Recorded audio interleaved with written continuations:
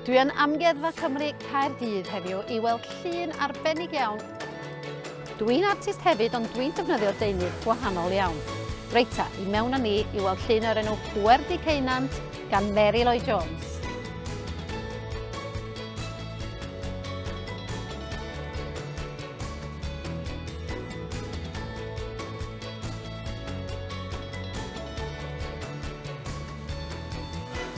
A dyma'r llun, a mae o'n lun anferth, sgwar, yn llawn lliwiau llachar.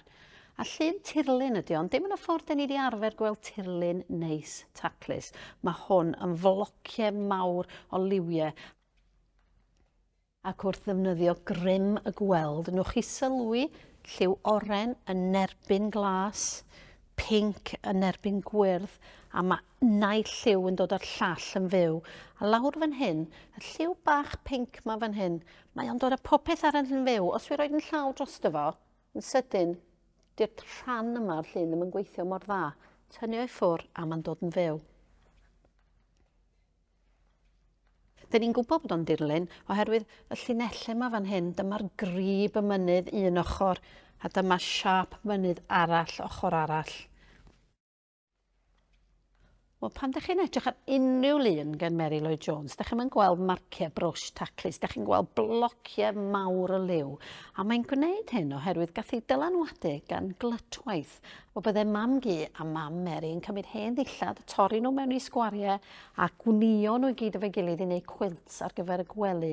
Ac oedd Mae meddwl bod hein yn bethau hardd iawn a hein ar ei ddylanwadu ar y ffordd mae hi yn peintio ei pheintiadau i gyd.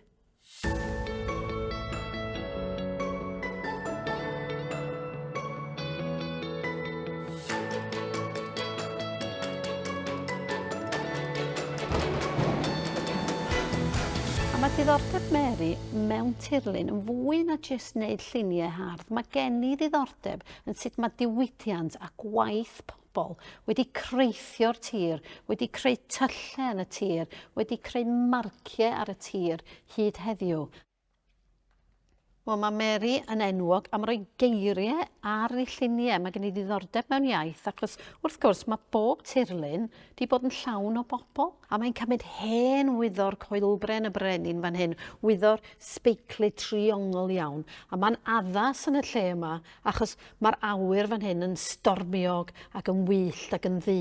Erbyn i ddod lawr fan hyn, mae'r wyddor yn fwy fel y wyddor dyn ni'n defnyddio. Mae'n fwy crwn, mae mewn pinc a mae'n fwy meddal.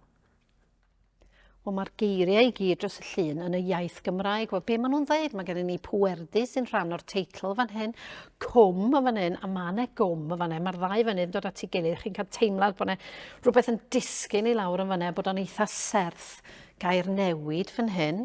A pan bod i wedi sgwennu banc fan hyn, da ni'n mynd rhy siŵr. Falle bod o'n fanc, fatha adeilad, a bod hi'n cyfeirio at y ffaith bod mwy yn gloddio yn creu arian i rywun. A wedyn y geiriau llety synod fan hyn, falle bod yna lety cyhoeddus, da ni ddim yn gwybod.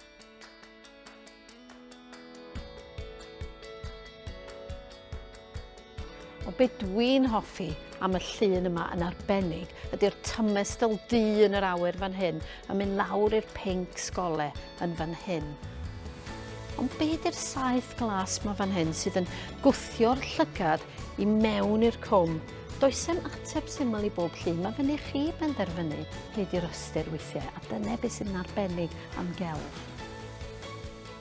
Wel, dwi wedi mwynhau edrych ar y llun yma yn enfawr heddiw, ond yn defnyddio grym y gweld, be allwch chi sylwi yn llun Pwerdy Ceunant.